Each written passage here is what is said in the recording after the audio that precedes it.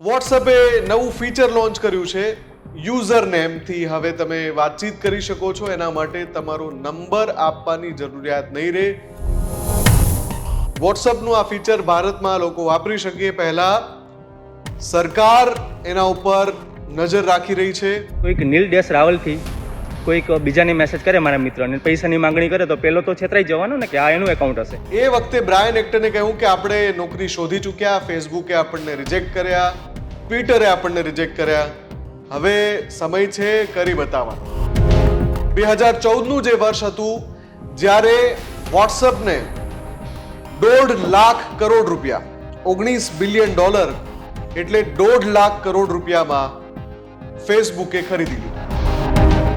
હવે એ જ ટેલિગ્રામ જેવા વિવાદમાં વોટ્સએપ આવી શકે છે જો યુઝર નેમ વાળી સેવાઓનો દુરુપયોગ થાય. તમારું જે મીડિયા ન્યૂઝ ચેનલ છે એ જ યુઝર નેમનું કોઈકે એકાઉન્ટ વોટ્સએપ બનાવી દીધું તો એ લોકોને એમ કે આ મીડિયા એજન્સી હશે બરાબર, અને એડવર્ટાઇઝમેન્ટ કે આડાવાળા કે એ રીતે કરતા હોય છે આજકાલ. હેકર્સ માત્ર એક વ્યક્તિના નંબરના આધારે એનો તમામ ડેટા કાઢી શકે છે અને એટલે જ વોટ્સએપની દલીલ છે કે નંબરવાળી સર્વિસ જે છે એના કરતાં યુઝર નેમવાળી સર્વિસ ઉપર પ્રાધાન્ય આપવામાં આવે.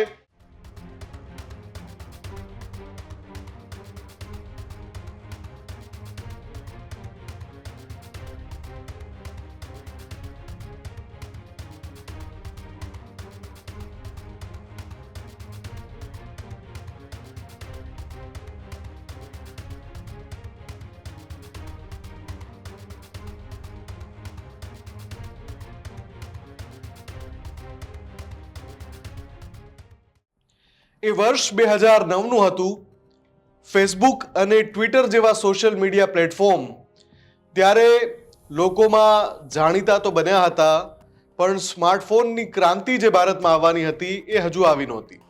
એટલે સ્માર્ટફોન પર જેટલો ફેસબુક અને ટ્વિટર કે જે અત્યારે એક્સ તરીકે આપણે ઓળખીએ છીએ એનો ઉપયોગ થતો હતો એ ત્યારે નહોતો થતો. એટલે લોકો ફેસબુક પર પોસ્ટ મૂકીને ઘણીવાર પોતાની લાગણી વ્યક્ત કરતા. 2009ના એ સમયમાં એક વ્યક્તિ ફેસબુક પર પોસ્ટ મૂકે છે અને નિરાશા વ્યક્ત કરે છે કે આજે મારું નોકરી માટેનું ઇન્ટરવ્યૂ હતું પણ કમનસીબે હું સિલેક્ટ ન થયો. એ લખે છે કે ફેસબુકે મને સિલેક્ટ ન કર્યો. જી હા, આ શખ્સનું ઇન્ટરવ્યૂ ફેસબુકમાં હતું. બાદમાં પછી આ જ વ્યક્તિએ ટ્વિટરમાં પણ ઇન્ટરવ્યૂ આપ્યું. ટ્વિટરે પણ એને સિલેક્ટ ન કર્યા. આ વ્યક્તિનું નામ છે બ્રાયન એક્ટન. હજુ તમને એની ઓળખાણ ન થઈ હોય તો બ્રાયન એક્ટન એ જ વ્યક્તિ છે જેણે વોટ્સએપની શોધ કરી. બ્રાયન એક્ટન અને એના સાથી જાન કુમ આ બંને મળીને નોકરી ન મળ્યા બાદ જાતે જ પોતે કંઈક સ્ટાર્ટઅપ કરે એવું વિચારીને વોટ્સએપની શરૂઆત કરી. અને વોટ્સએપ કે જે શરૂઆતમાં એ જે એપ હતી એમાં ઘણી બધી સમસ્યા હતી. શરૂઆતના દિવસોમાં ઘણાને યાદ હશે કે વોટ્સએપ વારંવાર ક્રેશ થઈ જતું હતું. બીજી પણ વાપરવામાં મુશ્કેલીઓ આવતી હતી. જાન કુમ જે બ્રાયન એક્ટનના સાથી હતા એમણે વોટ્સએપમાં લગાતાર સુધારાઓ કરવાનું ચાલુ રાખ્યું, પણ વોટ્સએપમાં સમસ્યાઓ પૂરી થવાનું નામ નહોતું લેતા. એક સમય એવો આવ્યો કે ફરી એકવાર જાન કુમે બ્રાયન એક્ટનને કહ્યું કે ચલો નથી કરવી આ પ્રકારની કોઈ એપ, આપણે ફરી એકવાર નોકરી શોધવા લાગીએ. અને એ વખતે બ્રાયન એક્ટને કહ્યું કે આપણે નોકરી શોધી ચૂક્યા, ફેસબુકે આપણને રિજેક્ટ કર્યા, ટ્વિટરે આપણને રિજેક્ટ કર્યા, હવે સમય છે કરી બતાવવાનો. અને એ પ્રોત્સાહન બાદ જાન કુમે વધુ એક વખત મહેનત કરી અને એ સમયના અમુક વર્ષો બાદ વર્ષ 2014નું હતું. જે ફેસબુકમાંથી નોકરી ન મળ્યા બાદ નિરાશામાં આવીને બ્રાયન એક્ટને ફેસબુક પર પોસ્ટ મૂકી હતી. જે જાન કુમે વોટ્સએપનું સ્ટાર્ટઅપ કે સાહસ શરૂ કર્યા બાદ એમાં શરૂઆતી નિષ્ફળતાઓથી થાકી જઈને ફરીથી નોકરીનો માર્ગ અપનાવવાનું વિચાર્યું હતું, એ બંનેને ફેસબુકે બોલાવ્યા હતા. જી હા, 2014નું જે વર્ષ હતું જ્યારે વોટ્સઅપને $1.5 કરોડ, $19 બિલિયન એટલે $1.5 કરોડ ફેસબુકે ખરીદી લીધું.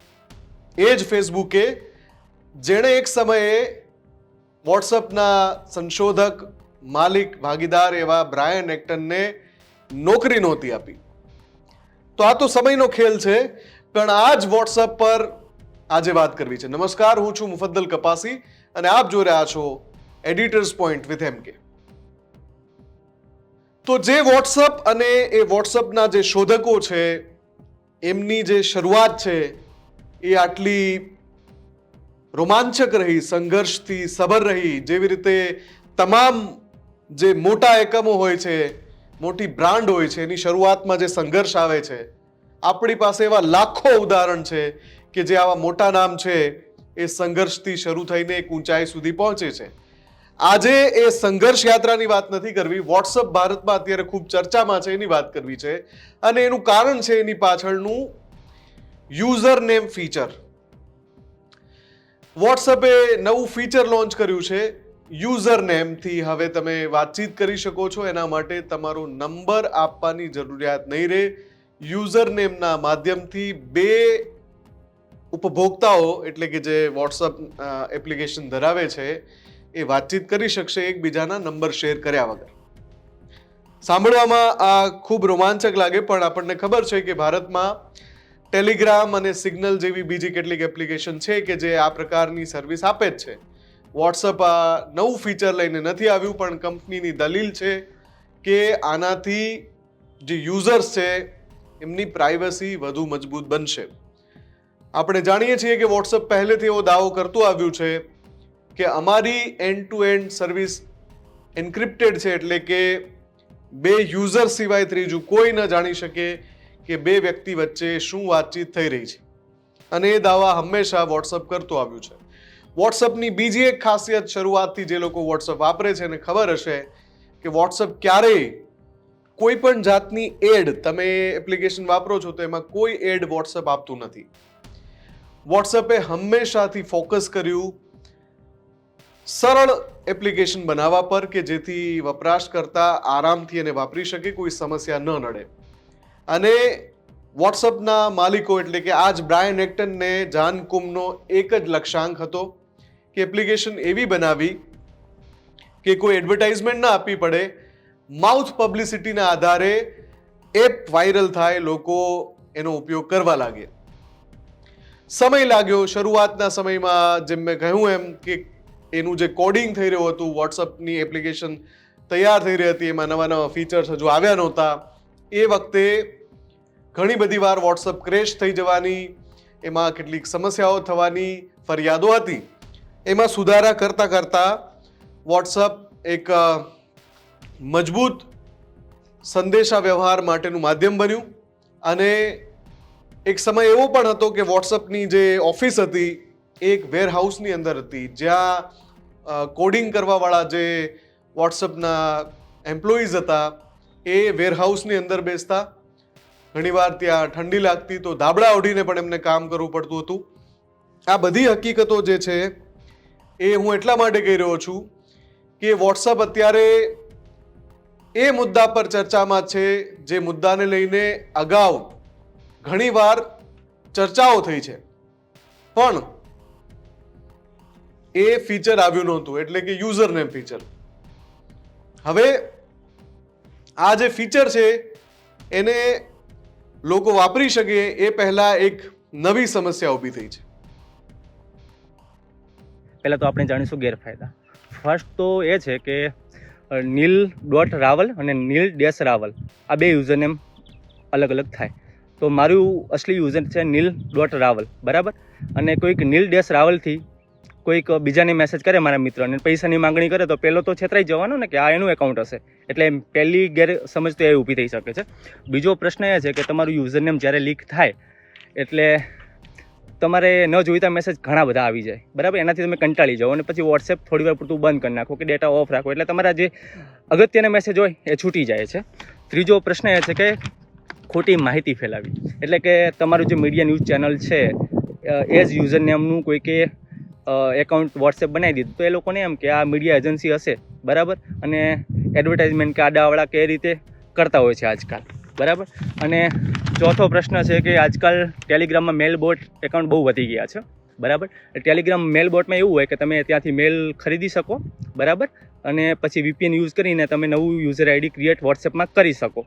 અને એના કારણે જે સાયબર ક્રાઇમ કરતા હોય છે એ લોકો જલ્દી પકડાતા નથી અને એ લોકો ક્રાઇમ વધારે કરતા હોય છે, આપને સારી રીતે ખ્યાલ છે.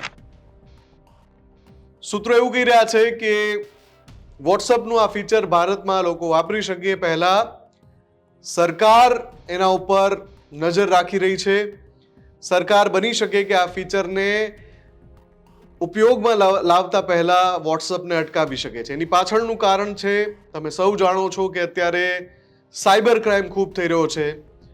જેવી રીતે ટેલિગ્રામ પર અનેકવાર સ્કેમ, ફ્રોડ અને પાયરસી મુદ્દે આંગળીઓ ચિંધાય છે. બહુ તાજો કિસ્સો તમને યાદ હશે કે જ્યારે નીટની પરીક્ષામાં ટેલિગ્રામ વિવાદમાં આવ્યું અને જ્યારે નીટની પરીક્ષા ફરીવાર લેવાવાની હતી એ સમયગાળા દરમિયાન દેશમાં ટેલિગ્રામને બંધ કરી દેવામાં આવ્યું. આ જ ટેલિગ્રામ પર ખૂબ મોટો આરોપ છે અલગ અલગ ફિલ્મ ઇન્ડસ્ટ્રીનો કે ટેલિગ્રામ પાયરસીને ખૂબ જ આગળ ધપાવે છે. એના એવા ફીચર્સ છે, એના કારણે ટેલિગ્રામમાં ઘણા બધા એવા એકાઉન્ટ બની ગયા છે કે જે પાયરસી એટલે કે ફિલ્મોની સસ્તી કોપી ફ્રી ઓફ વેચે છે અથવા એનો પ્રસાર કરે છે. હવે એ જ ટેલિગ્રામ જેવા વિવાદમાં વોટ્સઅપ આવી શકે છે જો યુઝર નેમ વાળી સેવાઓનો દુરુપયોગ થાય. એટલે ભારત સરકાર વિચારી રહી છે કે પહેલા તપાસ કરવામાં આવે કે આ ફીચર લોકો માટે સરળ તો બનશે પણ સ્કેમર્સ માટે અડ્ડો ન બની જાય, સાયબર ક્રાઇમ કરવાવાળા લોકો માટે આ એક આશીર્વાદ ન બની જાય. એટલા માટે કે જ્યાં બે વ્યક્તિ એકબીજાના નંબર નથી જાણતા, માત્ર યુઝર નેમના આધારે તે એકબીજા સાથે વાત કરી શકે છે, તો જે ફ્રોડ કરનારા લોકો છે, સ્કેમર્સ છે, એ ભળતા આવા યુઝર નેમ એકાઉન્ટ બનાવીને લોકોને છેતરી શકે છે. વોટ્સઅપની દલીલ એવી છે કે અમે જે યુઝર નેમ આપવાના છે યુનિક યુઝર નેમ હશે, એટલે કે એક યુઝર નેમ જેવું બીજું યુઝર નેમ ક્યારેય નહીં બની શકે. પણ તમે જાણો છો કે સાયબર ક્રાઇમ કરનારા કઈ રીતે લોકોને છેતરી શકતા હોય. માની લો કે એક યુનિક યુઝર નેમ છે ABCD101, તો સ્કેમર્સ એના જ જેવા બીજું એક યુઝર નેમ ABCD110 કરીને જે તે વ્યક્તિને છેતરી શકે છે કે ભાઈ ભળતું યુઝર નેમ છે. ઘણીવાર લોકો થાપ ખાઈ જાય. એટલે હાલ તો વોટ્સઅપનું આ જે ફીચર છે એ ઉપયોગમાં આવે પહેલા જ ચર્ચામાં આવ્યું છે. બીજી તરફ સરકારની નજર છે, કેમ કે વોટ્સઅપ અત્યારે કમ્યુનિકેશનનું, સંદેશા વ્યવહારનું સૌથી અગત્યનું સાધન બની ગયું છે. ફ્રી સેવા હોવાના કારણે ઇન્ડિવિડ્યુઅલ્સ એટલે વ્યક્તિગતની સાથે સાથે એનો વ્યાવસાયિક રીતે પણ ખૂબ ઉપયોગ થઈ રહ્યો છે. અલગ અલગ સંસ્થાઓમાં એનો ખૂબ ઉપયોગ થાય છે. મીડિયા, સમાચારોના જે માધ્યમ છે એમાં પણ વોટ્સઅપ ગ્રુપ દ્વારા સમાચાર ફોરવર્ડ કરવા, સમાચારની આપૂર્તિ કરવી, આ બધું થતું હોય છે. એટલે એ રીતે અલગ અલગ જે વ્યવસાયો છે, પ્રોફેશન છે, એમાં પણ વોટ્સઅપ ગ્રુપની ખૂબ જ જરૂરિયાત હોય છે અને એનો ખૂબ ઉપયોગ થાય છે. આવા સમયે વોટ્સઅપ જો નવું ફીચર લાવે તો એ ઘણા બધા અંશે ફાયદાકારક થવાનું છે. વોટ્સએપ નંબરના આધારે તો ઘણા બધા ગેરફાયદા હોય છે. સૌ પ્રથમ તો તમારો નંબર એમની પાસે આવે એટલે તમે અત્યારે સાયબર એન્જિનિયરિંગના દ્વારા ઘણું બધું પોસિબલ છે. એમાં તમે એમની આધાર કાર્ડ નંબર, એમની કોલ ડિટેલ્સ, એમની OTP અને સ્વાઇપ સિમ એ બધું તમે કરી શકો છો. બીજું તો તમારું વોટ્સએપ નંબર બીજા લોકો પાસે હોય તો બીજા ઘણા બધા એવા ગ્રુપો હોય છે કે જેમાં તમે એડ થવા નથી માંગતા છતાં પણ તમને એડ કરે છે. તો હવે આપણે વોટ્સએપ યુઝરનેમ અને વોટ્સએપ નંબર બંનેમાંથી કયું સેફ એના ઉપર ચર્ચા કરીએ. તો એમાં વોટ્સએપ યુઝરનેમ સૌથી સેફ છે, કેમ કે વોટ્સએપ નંબર ઉપર તો તમારું આધાર કાર્ડ નંબર છે કે તમારા ઘણી બધી ડિટેલ્સ, બેંક ડિટેલ્સ ને બધું આવી જતું હોય છે. અને તમારો નંબર કોઈની પાસે જાય એના કરતાં યુઝરનેમ જાય એ ઘણું બધું સેફ છે. એટલા માટે વોટ્સઅપ યુઝર પોલિસી જે આવી રહી છે એ સાયબર ક્રાઇમને રોકવા માટે ઘણી બધી સેફ હશે.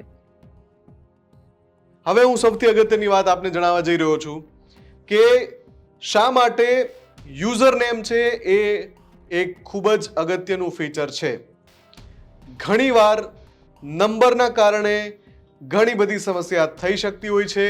હેકર્સ માત્ર એક વ્યક્તિના નંબરના આધારે એનો તમામ ડેટા કાઢી શકે છે. ખાસ કરીને જો તમારો નંબર આધાર સાથે લિંક છે અને એ જ નંબર અલગ અલગ તમારી બેન્કિંગ એકાઉન્ટ સાથે લિંક છે અથવા તમારી અલગ અલગ સર્વિસીસ સાથે લિંક છે, તો જે તે વ્યક્તિ એ નંબરના આધારે, જે તે વ્યક્તિના સંદર્ભમાં મારો અર્થ છે હેકર્સ પાસે જો તમારો નંબર છે કે જે આધાર સાથે લિંક છે, તો એની મદદથી હેકર્સ તમારો તમામ ડેટા ગણતરીની પળોમાં કાઢી શકે છે. અને એટલે જ વોટ્સઅપની દલીલ છે કે નંબરવાળી સર્વિસ જે છે એના કરતાં યુઝર નેમવાળી સર્વિસ ઉપર પ્રાધાન્ય આપવામાં આવે, જેથી સ્કેમર સુધી યુઝરનો નંબર જ ન પહોંચે અને આ પ્રકારનું સાયબર ક્રાઇમ અટકાવી શકાય. વોટ્સઅપની દલીલ છે કે યુઝર નેમના કારણે સાયબર ક્રાઇમ વધવાના બદલે ઘટશે, ફ્રોડ ઓછા થશે.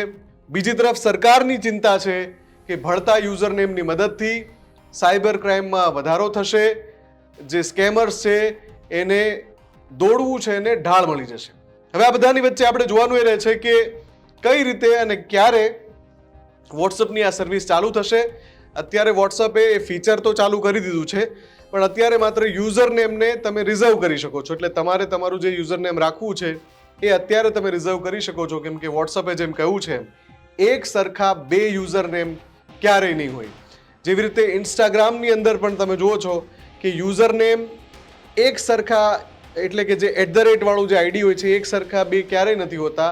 નામ ઉપર જે છે એકાઉન્ટના એ હોય છે, પણ @ વાળા આઈડી નથી હોતા. એ જ પ્રમાણે વોટ્સઅપમાં પણ થવાનું છે.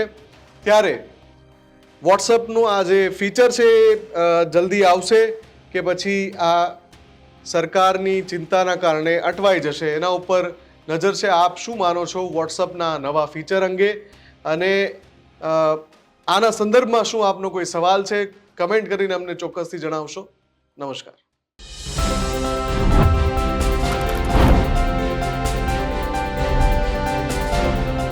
ખેડૂત ભાઈઓ છે ખેતરમાં ડ્રોન ઉડાવતા હોય છે ત્યારે આપણે એક પ્રશ્ન સતાવતો હોય છે કે જે આપણે અત્યાર સુધી જીપીએસ ટેકનોલોજીવાળા ડ્રોન વાપર્યા છે, જેથી કરીને મોબાઈલ ટાવર છે અથવા તો હાઈ ટેન્શન લાઇન પસાર થતી હોય, કોઈ વૃક્ષો હોય, ત્યારે જે જીપીએસ ટેકનોલોજીવાળા ડ્રોન છે એમાં ટકરાય અને ટ્રેસ થાય છે. પણ એગ્રીઓન લાવ્યું છે GNSS ટેકનોલોજી ડ્રોન, જેથી કરીને એ ડ્રોન છે એ કોઈ જગ્યાએ ટકરાય નહીં, પોતાની રીતે જ ડિસિઝન લે છે અને મૂવ થઈ જાય છે, જેથી કરીને GNSS ટેકનોલોજી ડ્રોન છે એ વાપરવાનો આગ્રહ રાખો. હજુ સુધી તમે અમારી ચેનલને સબસ્ક્રાઇબ નથી કરી તો અત્યારે જ ન્યૂઝરૂમ ગુજરાતને સબસ્ક્રાઇબ કરો, ફેસબુક અને ઇન્સ્ટાગ્રામ પર ફોલો કરો.